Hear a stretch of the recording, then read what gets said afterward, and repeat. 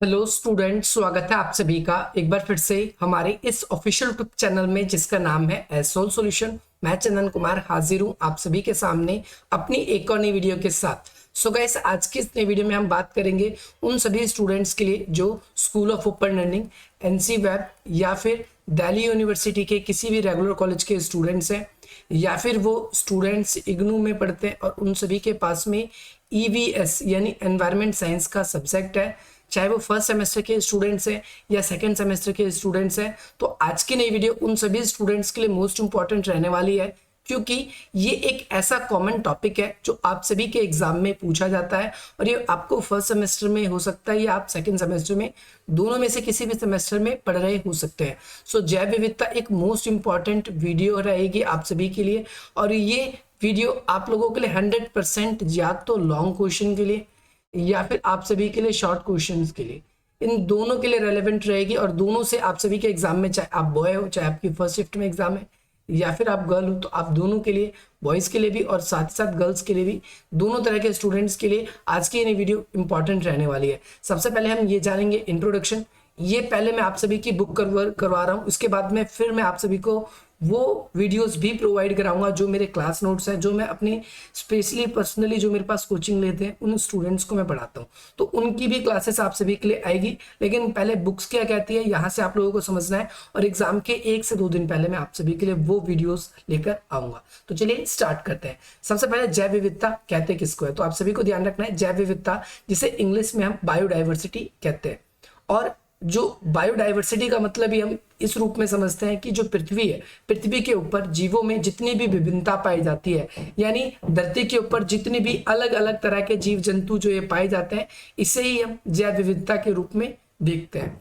इसमें अलग अलग प्रकार के जीव, वनस्पति और पशु तथा सूक्ष्म जीव, ये अनेक प्रजातियां हैं इसके अंदर पाई जाती है। तो आपने क्या देखा कि जो जैव विविधता है उसके अंदर अलग अलग तरह के जीव, अलग अलग प्रकार की वनस्पति और अलग अलग प्रकार के पशु तथा सूक्ष्म जीव। सूक्ष्म जीव ये आपके जलीय जीव भी हो सकते हैं और ये आपके स्थल पर भी रहने वाले जीव हो सकते हैं। इसके अलावा ये जो वायुमंडल में रहते हैं वो भी हो सकते हैं। और अनुमानित लगभग एक अप्रोक्स डाटा के अनुसार लगभग आप देखेंगे तो 70 से 80 लाख से इनकी आबादी होने की 4 से 5 करोड़ तक की संभावना है। और हर साल जैव विविधता में 15,000 नई प्रजातियां जो है उनकी खोज होती रही है या हो रही है, आप ये भी कह सकते हो।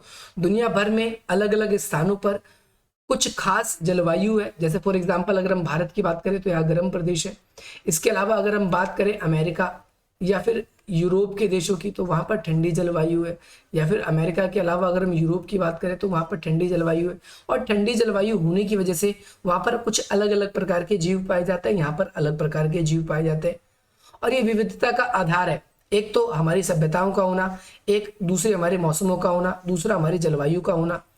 जलवायु के अलावा हमारी जो भूआ करती है ये भी डिपेंड करती है, यानी पर्वत जो इलाके हैं वहां पर अलग जीव विविधता पाई जाती है। जो जलीय जीव है, जो जलीय जीव है, जो जलीय जीव है वहां अलग पाई जाती है। जलीय जीव को छोड़ दे, पर्वतों को छोड़ दे, जो मरुस्थलीय है, जो मरुस्थल में, मरुस्थल के तो यानी जो रेगिस्तान वगैरह के वहां पर अलग पाए जाते हैं। तो ये अलग अलग किस्म की जो ये जीव विविधता है हम इस रूप में समझते की कोशिश करते हैं इसको। और अगर हम देखें तो वैज्ञानिकों ने इसको कई पार्ट्स में वर्गीकृत किया गया है ताकि इसके शोध को, ताकि इसको समझने में, इनकी प्रजातियों को समझने में आसानी हो सके। इसमें पौधे, प्राणी और वन्य जीव जंतु या अन्य जीव जंतु जिसे हम कहते हैं, इनको एक ही कैटेगरी में रखा गया है।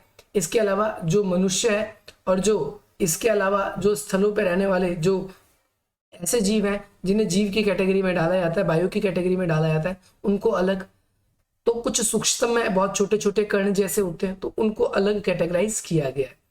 अगर हम बात करें मानव जानकारी से, मानव जाति से भी जो जैव विविधता है इसका बोध हो पाता है, क्योंकि इससे पहले मनुष्य ने ही इसकी खोज करनी शुरू करी है कि भाई कौन सी प्रजाति कैसे मौसम में सरवाइव करती है, कैसे रह पाती है। तो ये सारी की सारी चीजें हमारे लिए इंपॉर्टेंट बन जाती है। इसके अलावा हमारे आसपास में अगर हम बात करें तो बहुत सारे जीव जंतु हमें देखने को मिलते हैं, चाहे वो पेड़ पौधों में, चाहे वो जीवों में, जानवरों में, चाहे वो पशु पक्षियों में।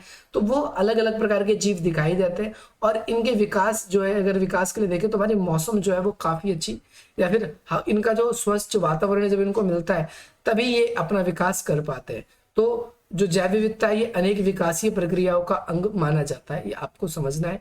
इसके अलावा हम देखते हैं कि कुछ दशकों में औद्योगिकरण बढ़ रहा है, नगरीकरण बढ़ रहा है और आधुनिक उपभोक्तावाद के कारण जो अब जैव विविधता है उस पर प्रतिकूल प्रभाव पड़ा है। प्रतिकूल का मतलब होता है नेगेटिव, बुरा प्रभाव पड़ा है। इससे जैव विविधता पर क्या है, तीव्रता ह्रास हुई है। ह्रास का मतलब होता है कमी आना। तो जैव विविधता में तेजी से कमी आई है। जीवों के जो आवास है वो छिनते जा रहे हैं, पहली बात ये ध्यान रखना है। जीवों को औषधि के रूप में यूज किया जा रहा है तो उसको काटे जा रहे हैं। इसके अलावा वनों को पर्यटन स्थल बनाए जा रहे हैं, इसकी वजह से उसकी आकृति को परिवर्तित किया जा रहा है, उसकी सौंदर्यता को परिवर्तित किया जा रहा है। इसके अलावा कुछ ऐसे स्थान जहां पर जैव विविधता का एक अलग ही योगदान है, परंतु फिर भी वहां पर से जैव विविधताओं को हटाया जा रहा है। कई वन्य अभ्यारण्य बनाए जा रहे हैं, वहां जीवों के संरक्षण के नाम पे जीवों को जो है पिंजरों में कैद कर दिया जा रहा है।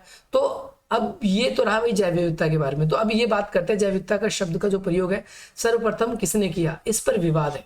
क्यों विवाद है? ये माना जाता है कि 1980 में E.A. नॉट्स और एक तो ये E.A. नॉट्स और साथ है I.E.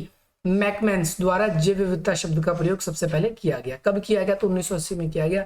किन के द्वारा किया गया? तो एक व्यक्ति ये है और एक व्यक्ति ये है, इन दोनों के द्वारा। इसके अलावा 1990 में जब पृथ्वी सम्मेलन हुआ ब्राजील के एक शहर रियो डी जनेरियो में, जिसे हम अर्थ समिट या फिर हम पृथ्वी सम्मेलन भी कहते हैं हिंदी में बात करें, तो इस सम्मेलन के अंदर जैव विविधता की एक परिभाषा दी गई थी। क्या परिभाषा दी गई थी? ये परिभाषा है जीव विविधता समस्त स्रोत। यानी जीव विविधता के अंदर वो सभी चीजें आती है जो स्थल पर है, सागरीय में है या अन्य जलीय पारिस्थितिक तंत्र में, या जो वृक्ष के अंदर भी पाए जाते हैं, वो उनके माध्यम से एक जीव दूसरे जीवों में जो आनुवांशिक भिन्नता पाई जाती, जीवों के अंदर जो आनुवांशिक भिन्नता पाई जाती है और इनको अलग अलग पारिस्थितिक समूहों में कैटेगराइज किया जाता है।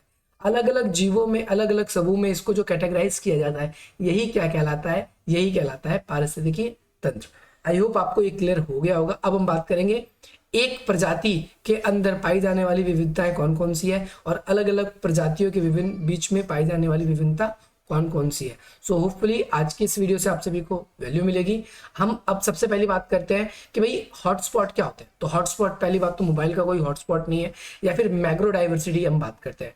मैग्रो कह लो या मेगा कह लो, दोनों एक ही बात है। हॉटस्पॉट और मेगा ये दोनों एक ही बात है।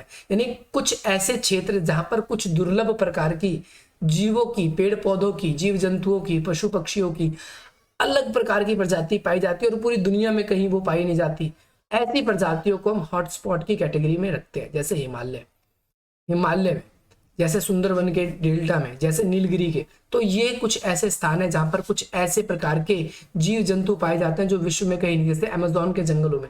तो कुछ हॉटस्पॉट इनको माना जाता है। तो अब भाई जीवों को हम कितने पार्ट्स में कैटेगराइज करते हैं? तो बेसिकली उनकी जैव मंडल की प्रकृति के आधार पर हम उसको 3 पार्ट्स में कैटेगराइज करते हैं। पहला जनिक विविधता, यानी एक प्रजाति के अंदर ही जनिक अंतर पाया जाता है। दूसरा प्रजातीय विविधता जो कि समुदाय के अंदर पाया जाता है। और तीसरा है पारिस्थितिक विविधता जो कि पौधों और प्राणियों के अंदर पाया जाता है, दोनों के अंदर ही पाया जाता है। तो ये 3 आधार पर हमने इसको कैटेगराइज किया। तीनों के तीनों आपको जरूर लिखने इंपॉर्टेंट है। अब हम एक एक करके तीनों के ऊपर डिस्कशन करेंगे और फिर इसके और भी कुछ क्वेश्चन इंपॉर्टेंट बनते हैं। हम वीडियो को आप सभी के लिए लेकर आते रहेंगे, बाकी आगे की वीडियो। चलिए स्टार्ट करते हैं। यहाँ पर जननांगीय अनुवांशिक विविधता। अनुवांशिक का मतलब होता है कि एक जीव, उसका जो रिप्रोडक्शन, जो उसका उत्पन्न होने की क्षमता है, वो दूसरे से कैसे अलग है। जैसे ह्यूमंस की बात करें तो ह्यूमन बींग्स डायरेक्टली क्या करते हैं? बच्चों को जन्म देते हैं। लेकिन अगर हम बात कर ले पशु पक्षियों की, तो स्पेशली ज्यादातर पक्षी क्या है कि वो अंडे देते हैं। तो ऐसे ही उनमें ये अनुवांशिक भिन्नता हो गई। अनुवांशिक भिन्नता की क्या कहलाती है? ये कहलाती है जैव विविधता। तो अनुवांशिक विविधता के आधार पर एक समुदाय एक ही प्रजाति या एक ही तरह के जीवों को जनन करता है, जीवित यानी जन्म देता है। इसके अंदर हम एक ही तरह के पौधे, जैसे आम का पौधा है तो आम की गुठलियां भी आम का ही पौधा बनाएगी, अमरूद का नहीं बना सकती। ठीक इसी तरीके से कोई पशु है तो उससे जो भी संतान उत्पन्न होगी तो वो उसी प्रजाति की उत्पन्न होगी। हालांकि उनकी जो जीन्स है, जीन्स अलग अलग हो सकता है। जीन्स आप सभी को पता है, आप लोगों के जो माता पिता अभिभावक होते हैं उनके गुणसूत्रों से आपको डीएनए के थ्रू वो प्राप्त होता है। तो यही हम क्या देखते हैं? अनुवांशिक विविधता यही होती है। अनुवांशिक संरचना एक दूसरे से कैसे अलग है, कैसे अलग होती है। इसी कारण हर सदस्य को अपनी शाह विशेषता यानी खास विशेषता प्रदान करने वाले जीवों से संभावित यानी संयोग की भारी संख्या है। उदाहरण के लिए हर मनुष्य दूसरे मनुष्य से बहुत सारे आयाम से अलग होता है। एक मनुष्य दूसरे मनुष्य से बहुत सारे आयाम से अलग होता है। सबसे बड़ा रीजन है जीन कोश। जैसे कि मैंने बताया कि आप सभी का डीएनए जो होता है, हम देखने में हमारी एक नाक है, एक मुंह है, लाल रक्त है हमारा, लेकिन हम सभी जीन्स के थ्रू एक दूसरे से अलग है। दूसरी बात, इस अनुवांशिक विविधता हमारे कद काठी रंग रूप में भी दिखाई देता है। अगर आपके माता पिता ज्यादा गोरे हैं तो मे भी पॉसिबल है आप भी गोरे ही रहोगे। आपके माता पिता थोड़े लंबे हैं तो आप भी, अगर छोटे हैं तो छोटे भी। ये आपको क्लियर होना चाहिए। और ये किसके थ्रू होता है? ये प्रजनन करने वालों की संख्या भी अच्छी हो, क्योंकि प्रजनन करने वालों की संख्या अगर कमी होती है, देखो एक चीज है, अनुवांशिक विविधता कब तक बढ़िया बना रहता है? जब तक प्रजनन करने वालों की संख्या अधिक होती है तो उनकी संख्या भी अधिक बढ़ती है। जैसे प्रजनन करने वालों की संख्या कम होगी, है ना, वैसे ही क्या हो जाएगा, अनुवांशिक विविधता जो है वो कम होना शुरू हो जाता है। आई होप आपको ये क्लियर हो गया होगा। तो प्रजातीय विविधता क्या होती है? प्रजातीय विविधता आप सभी को पता चल गया कि पर्यावरण के अनुकूल नहीं हो पाती। प्रजातीय विविधता, जितनी ज्यादा प्रजातियां होगी, जितनी जितनी क्या होगी प्रजातियां, जितनी ज्यादा प्रजातियां होगी उतनी ज्यादा क्या होगी विभिन्नता, उतनी ज्यादा क्या होगी विभिन्नता। आपको ये क्लियर होना चाहिए। इसके बाद हम बात करेंगे प्रजातीय विभिन्नता। नेक्स्ट पॉइंट है प्रजातीय विभिन्नता किस तरीके से कि पारिस्थितिक तंत्र में पशु, वृक्ष, जीव जंतु समुदाय में रहते हैं, है ना, और ये एक तरह के ही समुदाय एक साथ रहते हैं। जैसे अगर पक्षियों की बात करें तो पक्षी सेफ को फील करते हैं। वहां पर कौवा भी हो, कबूतर भी हो, या अलग पक्षी मैना भी हो, तो वहां एक दूसरे से सब सेफ फील करते हैं।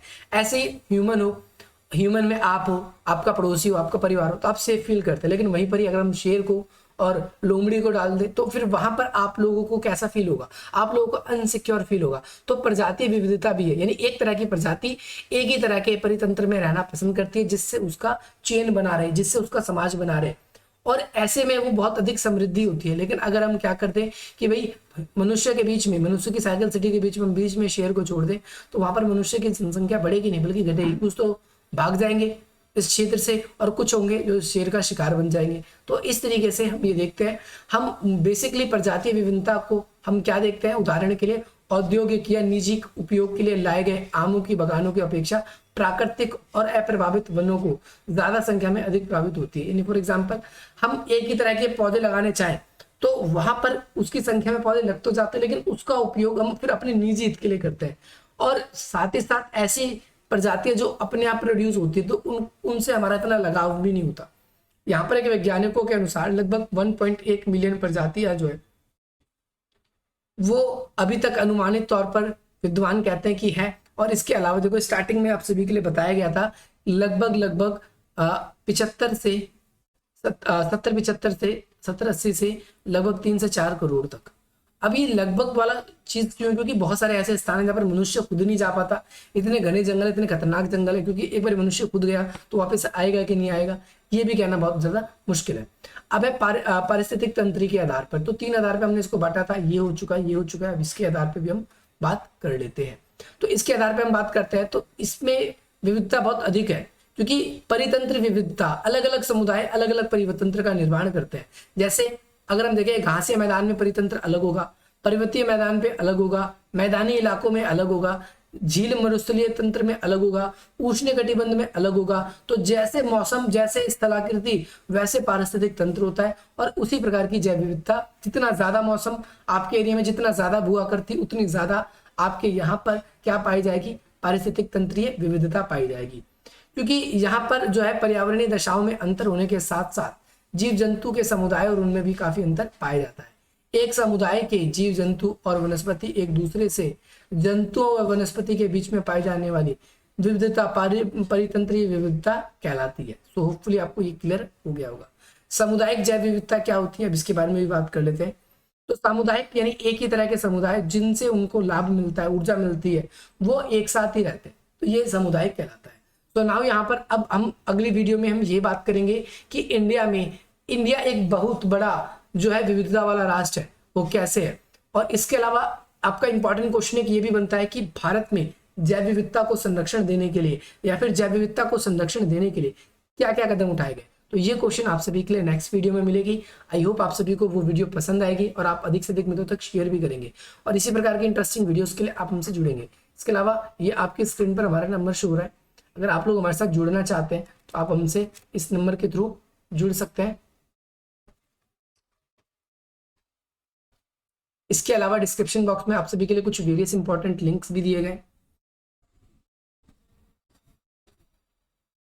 और इन लिंक्स के थ्रू आप हमसे हमारे व्हाट्सअप, टेलीग्राम, जो भी हमारे चैनल्स हैं या सोशल मीडिया के वेरियस प्लेटफॉर्म है, वहां पर भी आप हमसे जुड़ सकते हैं। मिलते हैं आप सभी से अपनी अगली वीडियो में। जय हिंद, जय भारत।